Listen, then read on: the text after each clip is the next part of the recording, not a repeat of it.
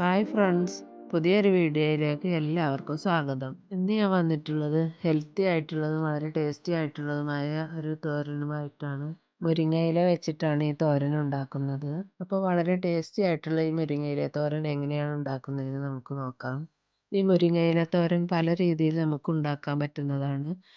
പരിപ്പ് വെച്ചിട്ടും അതുപോലെ തന്നെ മുട്ട വെച്ചിട്ടൊക്കെ ഉണ്ടാക്കാം. അതിൽ നിന്നെല്ലാം വ്യത്യസ്തമായിട്ടാണ് ഇന്നത്തെ തോരൻ ഉണ്ടാക്കുന്നത്.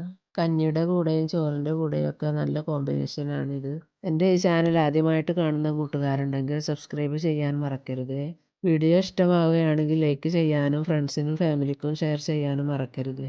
ഇനി നമുക്ക് മുരിങ്ങയില എടുക്കാം. മുരിങ്ങയില കഴുകി വൃത്തിയാക്കി അടർത്തി മാറ്റി വെച്ചതാണ്.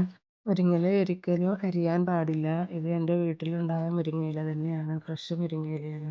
ഇനി ഇതിലേക്ക് നമുക്കൊരു അരപ്പ് തയ്യാറാക്കാനുണ്ട്. അതിന് ഞാനിവിടെ 1 കപ്പ് ചിരവിയ തേങ്ങ എടുത്തിട്ടുണ്ട്. പിന്നെ വെളുത്തുള്ളി, കുഞ്ഞുള്ളി, അരിമുളക്, കാന്താരി മുളകാണ്. എരിവിന് ആവശ്യമായിട്ടുള്ള കാന്താരി മുളക് ചേർത്ത് കൊടുക്കാം.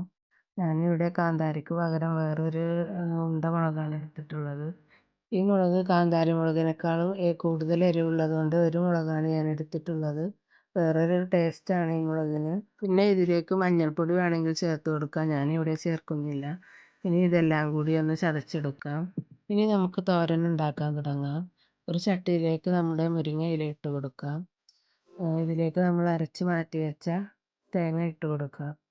എന്നിട്ട് കുറച്ച് ഒരു കയ്യിൽ വെള്ളവും കൂടി ചേർത്ത് കുറച്ച് ആവശ്യമായിട്ടുള്ള ഉപ്പ് ചേർത്ത് നല്ലതുപോലെ കൈകൊണ്ട് തിരുമ്മി എല്ലാ ഭാഗത്തിലേക്കും തേങ്ങ എത്തുന്ന മാതിരി തിരുമ്മി കൊടുക്കാം. ഇനി ഇത് നമുക്ക് അടുപ്പിലേക്ക് മാറ്റി കൊടുക്കാം. തീ ലോ ഫ്ലെയിമിലിട്ടിട്ട് വേണം ഇത് കുക്ക് ചെയ്തെടുക്കാൻ. ഇനി ഇത് അടച്ച് വെച്ച് വേവിച്ചെടുക്കാം. കുറഞ്ഞ സമയം കൊണ്ട് തന്നെ വെന്ത് കിട്ടുന്ന ഒരു തോരനാണ് മുരിങ്ങാത്തോരൻ. ഇപ്പോൾ 5 മിനിറ്റ് കഴിഞ്ഞിട്ടുണ്ട്. നമുക്കൊന്ന് തുറന്ന് നോക്കാം. അപ്പോൾ നമ്മുടെ തോരൻ ഇവിടെ നല്ലതുപോലെ വെന്ത് കിട്ടിയിട്ടുണ്ട്. ഇനി നമുക്ക് നല്ലതുപോലെ ഇളക്കി കൊടുക്കാം.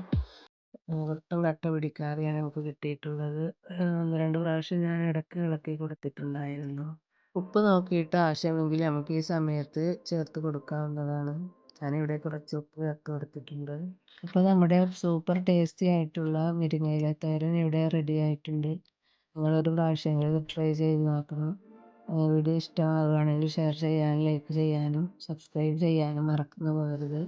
അപ്പോൾ ഇനി വേറൊരു വീഡിയോയുമായി വീണ്ടും കാണാം. അതുവരേക്കും ബായ്.